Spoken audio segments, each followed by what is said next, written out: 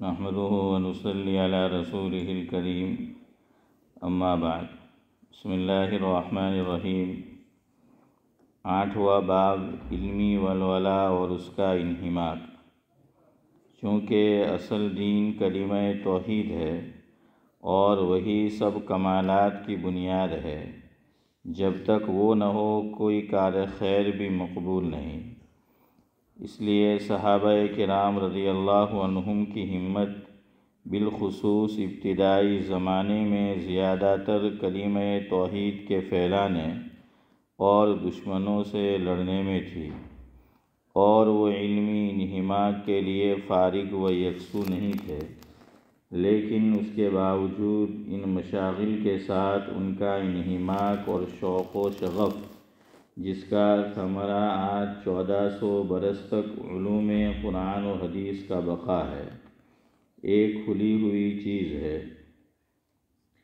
ابتدائے اسلام کے بعد جب کچھ فراغت صحابہ کرام کو میسر ہو سکی اور جماعت میں بھی کچھ اضافہ ہوا تو آیت وَمَا كَانَ الْمُؤْمِنُونَ لِيَنْفِرُوا كَافَّةً فَلَوْلَا نَفَرَ مِنْ كُلِّ فِرْقَةٍ مِّنْهُمْ طَائِفَةٌ لِيَتَفَقَّهُوا فِي الدِّينِ وَلِيُنذِرُوا قَوْمَهُمْ إِذَا رَجَعُوا إِلَيْهِمْ لَعَلَّهُمْ يَحْذَرُونَ نازل ہوئی، جس کا ترجمہ یہ ہے، مسلمانوں کو یہ نہ چاہیے کہ سب کے سب نکل کھڑے ہوں، سو ایسا کیوں نہ کیا جاوے کہ ان کی ہر بڑی جماعت میں سے ایک چھوٹی جماعت جایا کرے، تاکہ باقی ماندہ لوگ دین کی سمجھ بوجھ حاصل کرتے رہیں، اور تاکہ وہ قوم کو جب وہ ان کے پاس واپس آویں ڈراویں، تاکہ وہ احتیاط رکھے۔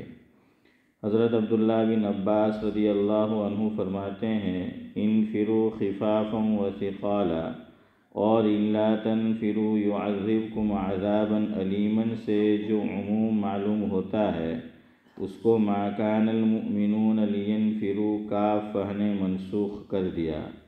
صحابہ کرام رضی اللہ عنہم اجمعین کو حق تعالی شانہ نے جامعیت عطا فرمائی تھی، اور اس وقت کے لیے یہ چیز نہایت ہی ضروری تھی کہ وہیں ایک مختصر سی جماعت دین کے سارے کام سنبھالنے والی تھی، مگر تابعین کے زمانے میں جب اسلام پھیل گیا اور مسلمانوں کی بڑی جماعت اور جمعیت ہو گئی، نیز صحابہ کرام جیسی جامعیت بھی باقی نہ رہی، تو ہر شعبہ دین کے لیے پوری توجہ سے کام کرنے والے اللہ تعالیٰ نے پیدا فرمائے۔ محدثین کی مستقل جماعت بننی شروع ہو گئی، جن کا کام احادیث کا ضبط اور ان کا پھیلانا تھا۔ فقہاء کی الگ جماعت ہوئیں، صوفیہ، قراء، مجاہدین، غرض دین کے ہر شعبے کو مستقل سنبھالنے والے پیدا ہوئے۔ اس وقت کے لیے یہی چیز مناسب اور ضروری تھی۔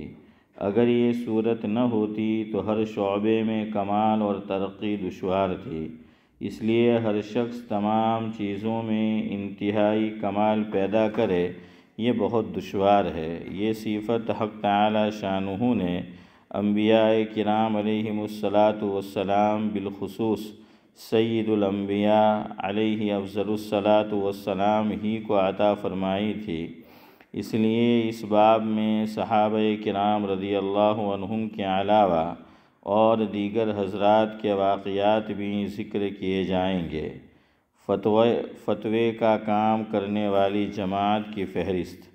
اگرچہ صحابہ کرام رضی اللہ عنہم جہاد اور اعلاء کلمت اللہ کی مشغولی کے باوجود سبھی علمی مشغلے میں ہر وقت منہمک تھے، اور ہر شخص ہر وقت جو کچھ حاصل کر لیتا تھا اس کو پھیلانا، پہنچانا، یہی اس کا مشغلہ تھا۔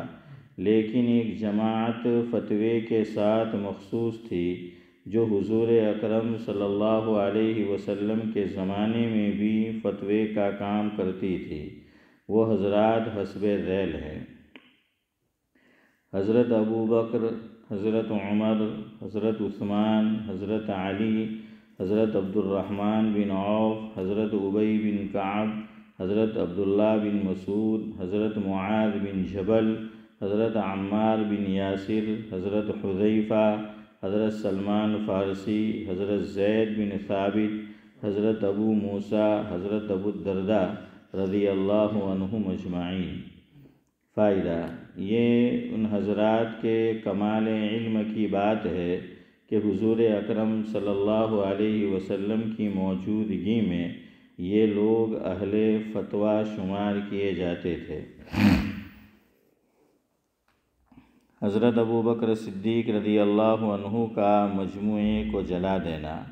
حضرت عائشہ رضی اللہ عنہا فرماتی ہے کہ میرے والد حضرت ابو بکر صدیق رضی اللہ عنہ نے 500 احادیث کا ایک ذخیرہ جمع کیا تھا۔ ایک رات میں نے دیکھا کہ وہ نہایت بے چین ہیں، کروٹیں بدل رہے ہیں۔ مجھے یہ حالت دیکھ کر بے چینی ہوئی۔ دریافت کیا کہ کوئی تکلیف ہے یا کوئی فکر کی بات سننے میں آئی ہے۔ غرض تمام رات بے چینی میں گزری اور صبح کو فرمایا کہ وہ احادیث جو میں نے تیرے پاس رکھوا رکھی ہیں اٹھا لا۔ میں لے کر آئی، آپ نے ان کو جلا دیا۔ میں نے پوچھا کہ کیوں جلا دیا؟ ارشاد فرمایا کہ مجھے اندیشہ ہوا کہ کہیں ایسا نہ ہو کہ میں مر جاؤں اور یہ میرے پاس ہو۔ ان میں دوسروں کی سنی ہوئی روایتیں بھی ہیں کہ میں نے معتبر سمجھا ہو اور واقع میں وہ معتبر نہ ہو اور اس کی روایت میں کوئی گڑبڑ ہو جس کا وبال مجھ پر ہو۔ فائدہ: حضرت صدیق اکبر رضی اللہ عنہ کا یہ تو علمی کمال اور شغف تھا کہ انہوں نے 500 احادیث کا ایک رسالہ جمع کیا اور اس کے بعد اس کو جلا دینا یہ کمال احتیاط تھا۔ اکابر صحابہ رضی اللہ عنہم کا حدیث کے بارے میں احتیاط کا یہی حال تھا۔ اسی وجہ سے اکثر صحابہ رضی اللہ عنہم سے بہت کم روایتیں نقل کی جاتی ہیں۔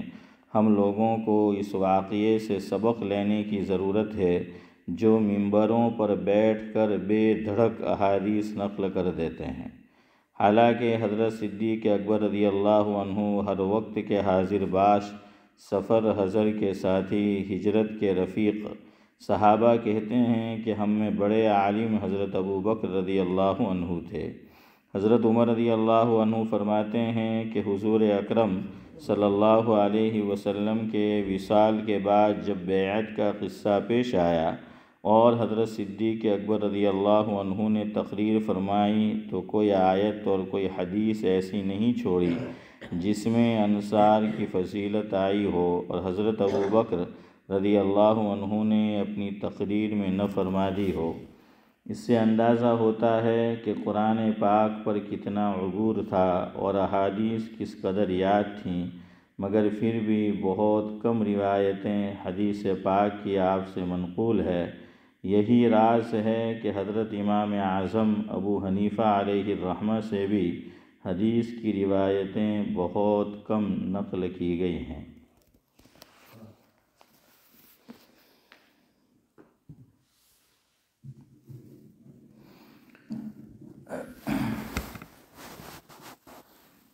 بزرگان محترم، آپ سمجھ جائیں گے جب بعد میں شروع کروں گا کہ کس موضوع کے تعلق سے بات کرنی ہے۔ یہ جو بچے ہوتے ہیں دل کے بہت اچھے ہوتے ہیں، ہے نا عارف بھائی؟ اسی لیے لڑ کر تھوڑی دیر میں کیا ہو جاتی ہے نا، کیا کہتے ہیں کہ کٹی ہیں حسن بھائی، اور کچھ ہی دیر میں صحیح بولتے تھے نا۔ تو بہرحال یہی ہے کہ ان کے دل میں میل نہیں ہوتا ہے، یاد رکھیے، بچے کے دل میں میل نہیں ہوتا۔ آپ چھوٹے بچے کو مارے تو بجائے بھاگنے کے وہ آپ سے لپٹ جائے گا، ہے نا، چپک جائے گا، کیونکہ ان کے دل میں میل نہیں ہوتا ہے۔ تو یہ جو بچے ہوتے ہیں دل کے بہت اچھے ہوتے ہیں، نہیں بولتے ہیں بڑوں کی طرح جھوٹ، زبان کے بڑے سچے ہوتے ہیں، نہیں ہوتے ہیں شریعت کے مکلف، نہیں ہوتے ہیں شریعت کے مکلف، چونکہ عقل کے کچے ہوتے ہیں۔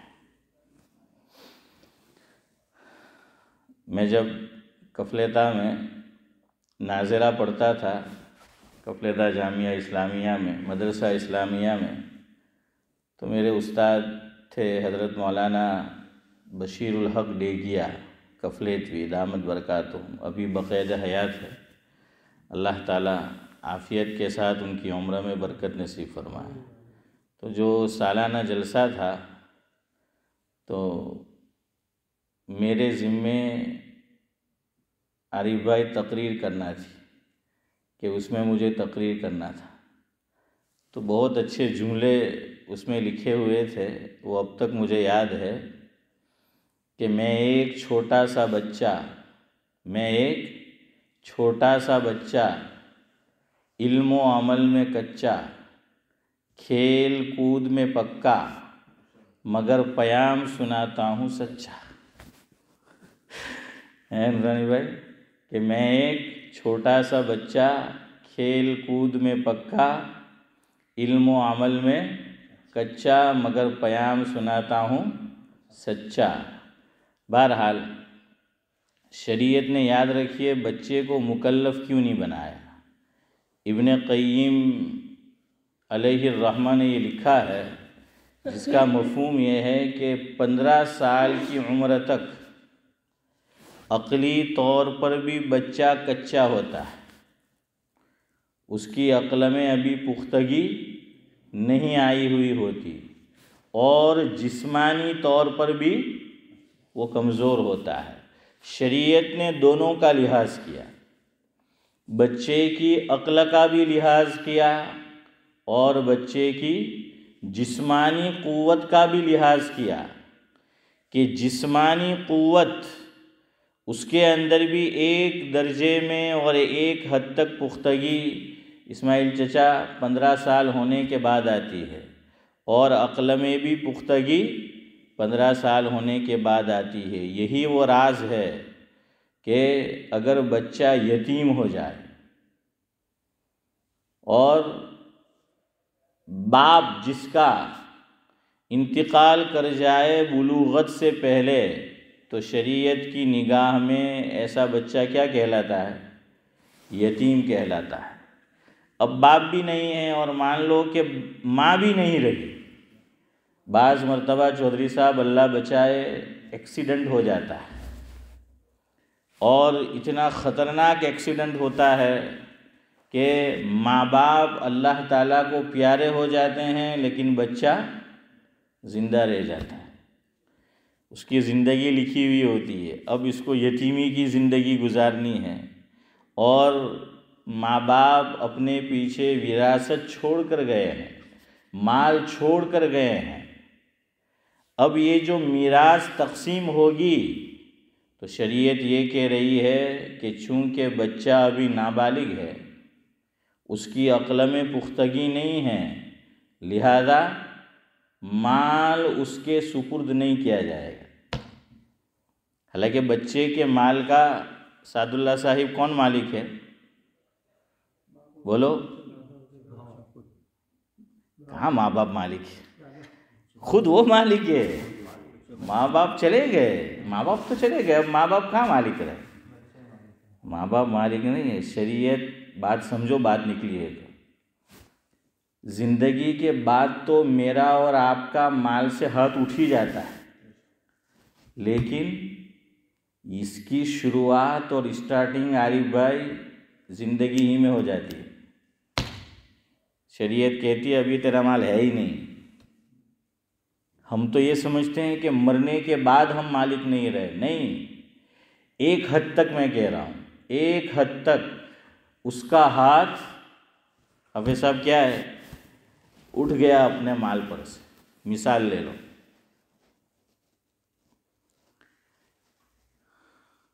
ایک آدمی وارث ہے باپ کے مال میں یا ماں کے مال میں، اور مرض الموت کی شروعات ہو چکی ہے، بات سمجھنا کہ بچہ ہے یا بچی ہے، ماں باپ چاہے ماں ہے یا باپ ہے، اور مرض الموت کے آثار شروع ہو چکے ہیں، مرض الموت جسے کہتے ہیں وہ لمحہ شروع ہو چکا ہے۔ اب مجھے یہ آپ کو سمجھانا پڑے گا کہ مرض الموت کہتے کسے ہیں، تو بھائی عرش آپ کے ذہن میں بات اچھی طرح آئے گی۔ سمجھو، آدمی دنیا سے 3 طرح جاتا ہے۔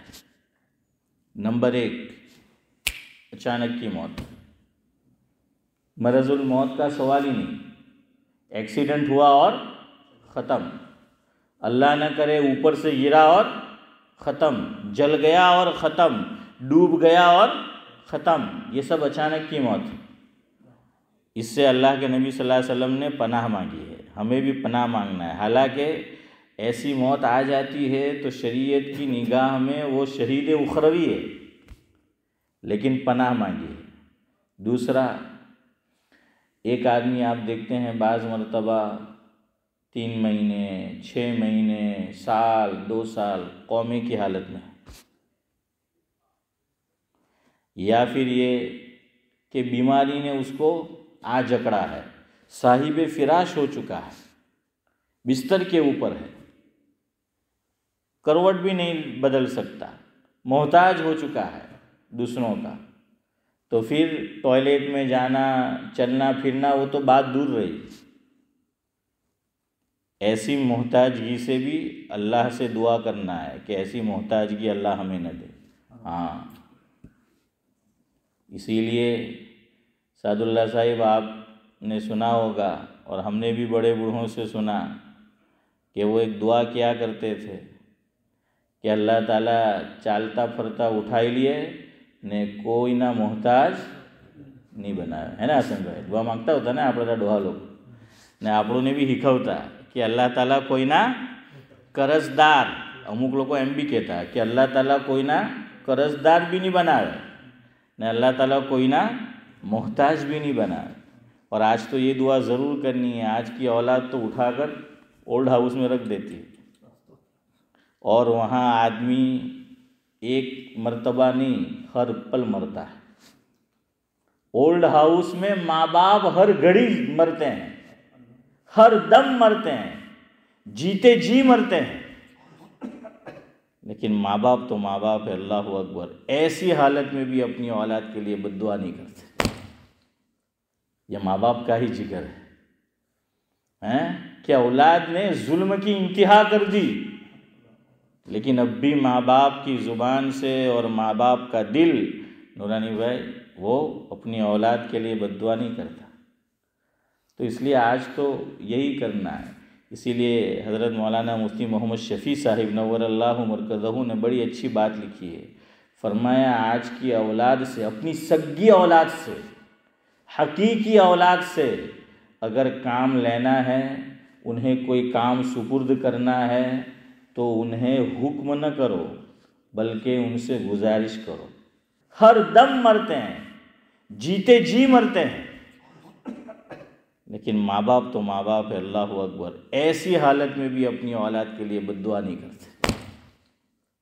یہ ماں باپ کا ہی جگر ہے کہ اولاد نے ظلم کی انتہا کر دی، لیکن اب بھی ماں باپ کی زبان سے اور ماں باپ کا دل، نورانی بھائی، وہ اپنی اولاد کے لیے بد دعا نہیں کرتا۔ تو اس لیے آج تو یہی کرنا ہے۔ اسی لیے حضرت مولانا مفتی محمد شفیع صاحب نور اللہ مرکزہ نے بڑی اچھی بات لکھی ہے، فرمایا آج کی اولاد سے، اپنی سگی اولاد سے، حقیقی اولاد سے اگر کام لینا ہے، انہیں کوئی کام سپرد کرنا ہے، تو انہیں حکم نہ کرو بلکہ ان سے گزارش کرو۔ فرق سمجھنا سعد اللہ صاحب، فرمایا ان کو حکم نہ دو، ان سے گزارش کرو۔ اور میرے خیال سے یہ تو آپ کو سمجھانے کی ضرورت نہیں ہے کہ گزارش کسے کہتے ہیں اور حکم کسے کہتے ہیں۔ بڑے میاں آپ اس کی گزارش مت کرنا ہے، ہاں اب آپ اس کی گزارش مت کرنا کہ یہ فرق بھی جو ہے ہمیں سمجھائے۔ سمجھ آیا؟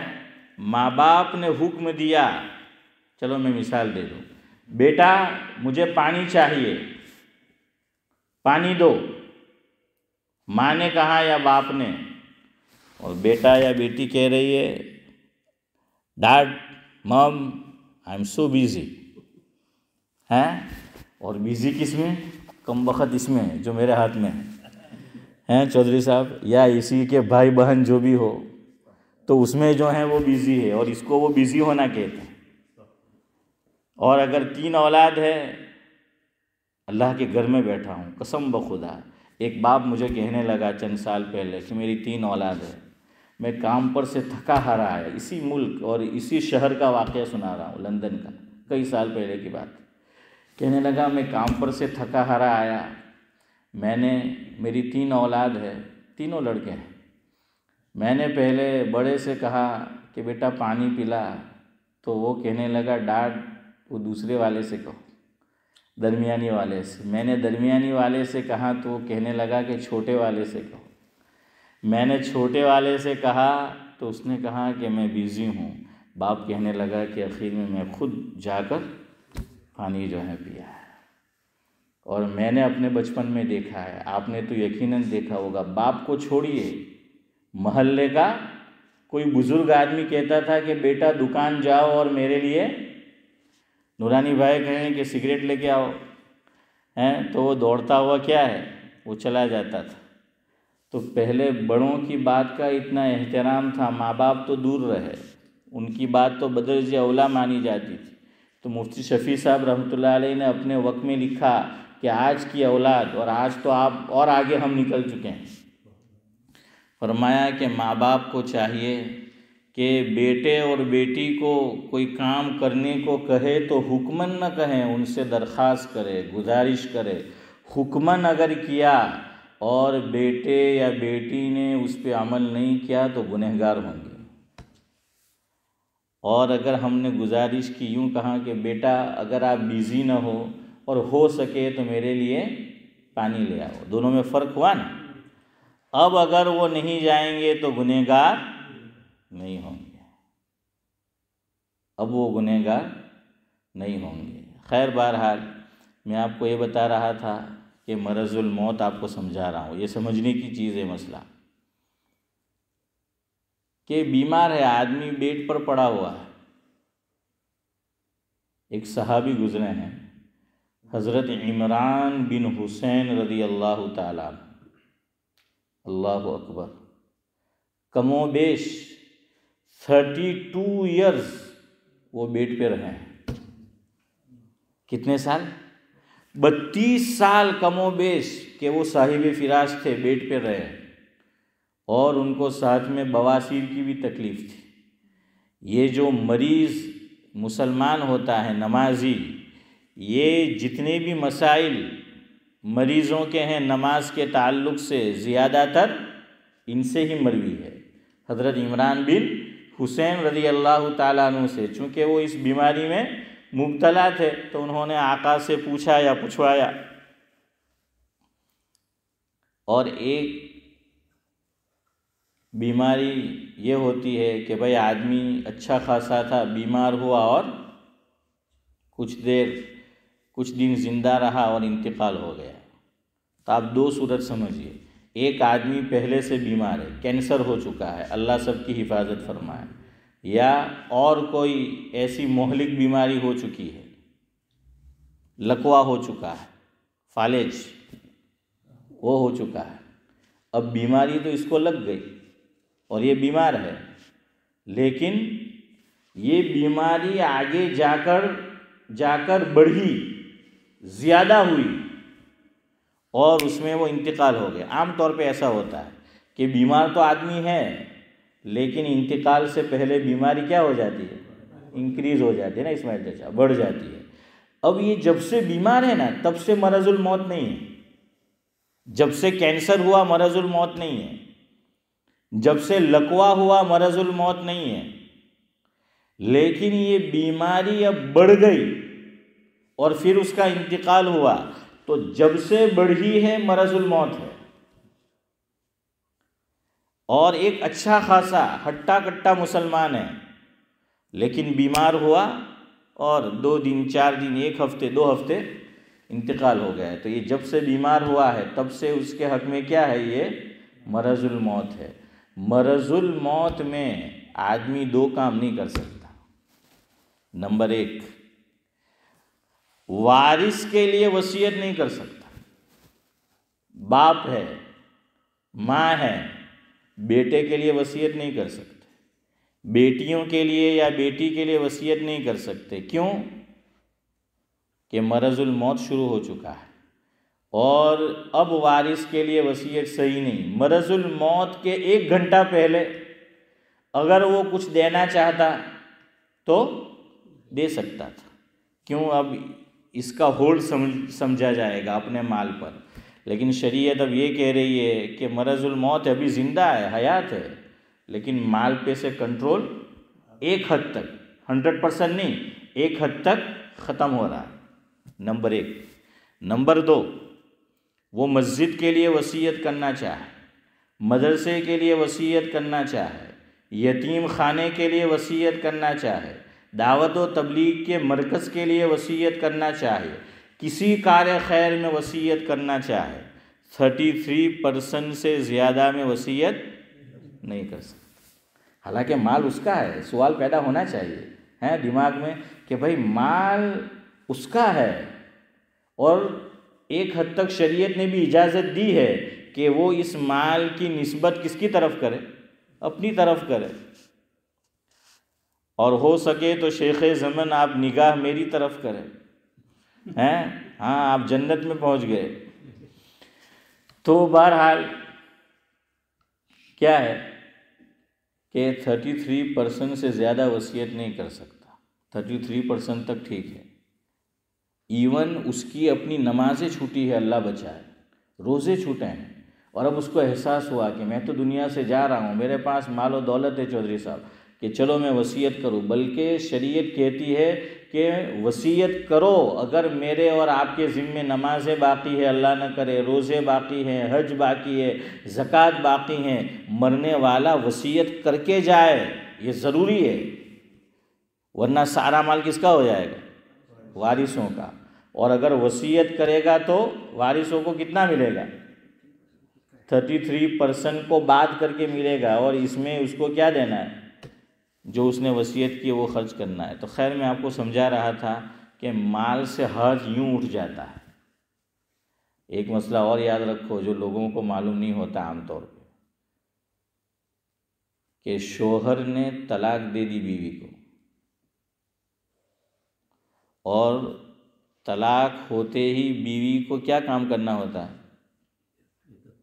عدت میں بیٹھنا ہوتا ہے نا اسماعیل چچا، عدت میں۔ اب ایک اعتبار سے تو اس کا اور شوہر کا نکاح کیا ہو چکا ہے؟ ختم ہو چکا ہے۔ اب وہ کہے گی کہ مائی ایکس ہسبینڈ، مائی ایکس وائف ہیں، وہ جو ہے اب وہ کہنا شروع کر دے گی۔ عدت میں ہے عورت، شوہر کا انتقال ہو گیا اور ابھی عورت کی عدت ختم نہیں ہوئی، اس مال میں عورت کا حصہ لگے گا۔ اب سعد اللہ صاحب مجھے یوں دیکھ رہے ہیں کہ ان کو حیرت و استعجاب اور تعجب ہو رہا ہے۔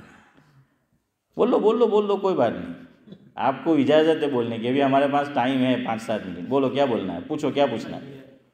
اس نے طلاق دی، ختم ہو گیا مسئلہ طلاق کے بعد، یہ بتاتے ہیں۔ اسی لیے تو میں نے پہلے چلے بولے بولے بولے، آپ کو فل بولنے کی اجازت ہے، بولے بولے، ہاں آگے بولے، میں سمجھ گیا، اور بولے، پھر میں جواب دیتا ہوں، بولے۔ سمجھ گیا تو آپ پورا ہوگا۔ ٹھیک ہے، پھر آپ اجازت دیتے ہیں تو نور علی نور، اور آپ کے بازو میں بیٹھے ہیں بھائی نور۔ تو بہرحال میں نے اس کا جواب حسن بھائی پہلے دے دیا۔ میں نے کیا بولا مسئلہ بتانے سے پہلے کہ یہ مسئلہ آپ نے سنا نہیں، بولا نہیں میں نے کہ یہ مسئلہ آپ کو معلوم نہیں ہوگا، تو وہی تو ہوا، اس کا جواب تو میں نے پہلے دے دیا۔ عورت الگ تو ہو گئی ہے طلاق سے، سنو جواب، اور میں آپ کو مثال دیتا ہوں تو آپ کی عقل میں بات آ جائے گی، دماغ میں۔ شوہر طلاق دیتا ہے کس کو؟ عورت کو۔ من وجہن وہ نکاح میں ہے اور من وجہن نکاح میں نہیں ہے۔ من وجہن اگر نہیں سمجھتے تو یوں سمجھے کہ 50% نکاح میں ہے اور 50% نکاح میں نہیں ہے۔ دلیل، یہ عورت جس کو مرد نے طلاق دی ہے، شوہر نے طلاق دی ہے، جب تک اس کی عدت ختم نہیں ہو جاتی وہ کسی اور سے شادی نہیں کر سکتی۔ اگر نکاح طلاق کے ساتھ ہی ختم ہو چکا ہوتا تو آن دا اسپاٹ یا ایک دن بعد، ایک ہفتے بعد، اور عدت سے پہلے عورت چاہتی تو نکاح کر سکتی تھی، لیکن نہیں۔ کیوں؟ شریعت کا مسئلہ ہے کہ جب تک عورت کسی کے نکاح میں ہو کسی اور مرد سے شادی نہیں کر سکتی۔ بلکہ شریعت نے تو اس سے آگے بتایا کہ کسی کو معلوم ہے کہ فلاں عورت کو فلاں آدمی نے نکاح کا پیغام بھیجا ہے، تو شریعت چودھری صاحب یہ تعلیم دیتی ہے کہ اب ہم اپنا پیغام نہ بھیجے جب تک کہ وہاں سے بات کینسل نہ ہو جائے۔ لیکن انڈیا، پاکستان، بنگلہ دیش کون عمل کرتا ہے؟ یو کے سے لڑکی آئی، ہمارے حضرت مولانا ابرار احمد صاحب دھلیوی رحمۃ اللہ علیہ سناتے تھے کہ فورین یعنی فوراً، یو کے کو، برطانیہ کو، کیا اس کا ایک نام فورین بھی بولتے تھے، اس کو ولایت بولتے تھے پہلے، ہے نا؟ پہلے چونکہ اللہ کے ولی بھی تھے تو وہ بھی ولایت، یہ بھی ولایت، اب وہ بھی ولی نہیں رہے اور یہ بھی ولایت نہیں رہی، اللہ ماشاء اللہ ہیں۔ تو فورین بولتے تھے کہ فوراً وہ جو ہیں تیار۔ اب پتہ ہوتا تھا کہ فلاں لڑکی، بلکہ بعض مرتبہ سگے بھائی یعنی بھتیجے نے کیا دیا ہے؟ پیغام دیا ہے، لیکن وہ چچا اپنے لڑکے کا پیغام دے گا، اور جو جے وچما پڑے لو نا حسن بھائی تینے کے چال تارو بھی چاہ پانی میں کر دیوا ہیں، تنے بھی تھوڑا گھنا ان کے ملے ان کے، تو آ رشتہ نے گم میں تم توڑاؤ، ایسا ہوتا تھا نا؟ کیا نہیں ہوتا تھا؟ کون سی دنیا میں رہتے ہو؟ یہ کہہ رہے نہیں ہوتا تھا، دیکھو سب کہہ رہے ہوتا تھا۔ ساری جماعت ایک راستے جائے گی، اللہ کا بندہ الٹا جائے گا ہمیشہ۔ تو بہرحال چلے، ہوتا ہو نہ ہوتا ہو، آپ کو مسئلہ سمجھا رہا ہوں کہ مسئلہ یاد رکھو، کسی لڑکی کو نکاح کی بات گئی ہے اور ہمیں ایک تو یہ کہ معلوم نہیں ہے اور بھیج دیا، کوئی بات نہیں، ورنہ شریعت میں اس کی اجازت نہیں ہے کہ کسی نے نکاح کا پیغام بھیجا۔ یا الٹی صورت، ہمارے یہاں کیا ہے، لڑکی والے لڑکے کو پیغام بھیجے تو برا سمجھتے ہیں، اور اللہ بچائے ہیں حسن بھائی، بعض مرتبہ تو اتنا برا بولتے ہیں کہ چوکس انہی پوئری میں کہیں نہ کہیں، ہاں یہ آپ تو کہہ رہے ہیں کہ اس لیے جو ہے وہ سامنے سے کیا پوچھ رہے ہیں، حالانکہ دیکھ لیجئے حضور کی سیرت میں، صحابہ کی سیرت میں یہ بات بہت عام تھی، کوئی حرج نہیں ہے، لڑکی والے بھی جو ہیں وہ پیغام کیا ہے بھیج سکتے ہیں، صحابہ کرام جو ہے بھیجتے تھے، لیکن ہمارے معاشرے میں، ہمارے سماج سوسائٹی میں اس کو مایوس سمجھا جاتا ہے، برا جو ہے وہ سمجھا جاتا ہے۔ تو بہرحال یہاں تو نکاح پر نکاح کا پیغام نہیں دے سکتے۔ اسی طرح کسی کا سودا ہو رہا ہو، گھر کے لین دین، وہاں بھی یہی مسئلہ ہے۔ مجھے پتہ ہے کہ سعد اللہ صاحب عارف بھائی کے ساتھ ان کی شاپ کا سودا کر رہے ہیں، اب مجھے پتہ چلا تو میں سوچتا ہوں کہ وہ موقع نہیں جگہ ان کے ہر اسٹریٹ میں دکان سے عارف بھائی نہیں تھے تو کہ بھائی اب ان کے پاس کیوں جاوے، تو اب زیادہ اس میں نے سنا کہ بعض گورے زبان کے بڑے پکے، مجھے بتایا بعض لوگوں نے کہ ہم نے پڑوس میں گورا رہتا تھا، ہماری بات چیت ہوئی، دوسرے پڑوسی کو یا محلے دار کو پتہ چلا کہ میں اتنے زیادہ دوں گا تو وہ بولتا ہے کہ میں نے زبان دے دی ہے، اب میں اس سے پھروں گا نہیں۔ ہمارے اندر بھی ہوتے ہیں ایسے، ایسا نہیں ہے، لیکن ان کے متعلق بھی بہرحال سنا تو یہ بھی زبان کی جو ہیں وہ پکے ہوتے ہیں. خیر بہرحال تو یہ جائز نہیں ہے. تو شریعت میں جب تک عورت نکاح میں ہے شادی کسی اور مرد سے نہیں کر سکتے. چلو ایک مسئلہ اور آپ سے پوچھوں، ایک بات انشاءاللہ ختم کرتے ہیں 2-4 منٹ میں. مرد ہر مرتبہ عورت کو طلاق دے دے اگر تو فوراً شادی کر سکتا ہے؟ ہر مرتبہ کر سکتا ہے. یہ مسئلہ بھی عام طور سے معلوم نہیں ہوتا، یہ بھی علماء کو بھی معلوم نہیں ہوتا الا ماشاء اللہ. سنو، مرد اس کے لیے تو پابندی نہیں ہے. اگر عورت کو اس نے طلاق دے دی 10 بجے اور 10:10 پہ نکاح کرنا چاہے تو کر سکتا ہے. میں نہیں کہہ رہا ہوں کہ کرنا چاہیے، کر سکتا ہے. سمجھ آیا کہ نہیں؟ بیوی کا انتقال ہو گیا اور اگلے گھنٹے میں وہ نکاح کرنا چاہے تو کر سکتا ہے. لیکن مرد کے لیے بھی ہمیشہ اجازت نہیں ہے. اگر کسی خوش نصیب کے پاس، ہاں وہ ایک سلمان گیلانی ہے پاکستان میں شاعر ہے نا، عارف بھائی حضرت پتہ ہے، وہ کہتے ہیں ہمارے پاکستان کے 4 صوبے اور اسلام میں 4 بیوی کی اجازت، تو ہر صوبے کی ایک ہونی چاہیے. تو بہرحال اگر کسی کی 4 بیویاں ہیں اور اب اگر وہ ایک کو الگ کرتا ہے تو اب فوراً نکاح نہیں کر سکتا. کیوں؟ 5ویں کی اجازت غیر نبی کے لیے نہیں ہے. اور یہ عورت الگ تو ہوئی ہے نکاح سے لیکن اب بھی نکاح میں، تو گویا کہ ایک درجے میں اس کے نکاح میں اب بھی کتنی عورت ہے؟ سمجھ آیا نا؟ اب بھی 4 ہے. میں نے تو آپ کو پوچھ لیا، سمجھ ان کو پوچھنا چاہیے ہیں؟ سمجھ آیا نا؟ ہاں، مرد بھی عدت میں ہے، مرد بھی اس صورت میں عدت میں ہے. اور اس کا جواب وہی جو آپ نے پوچھا کیوں عدت میں، وہ سمجھا رہا ہوں. وائی کہ 5واں نکاح نہیں کر سکتا.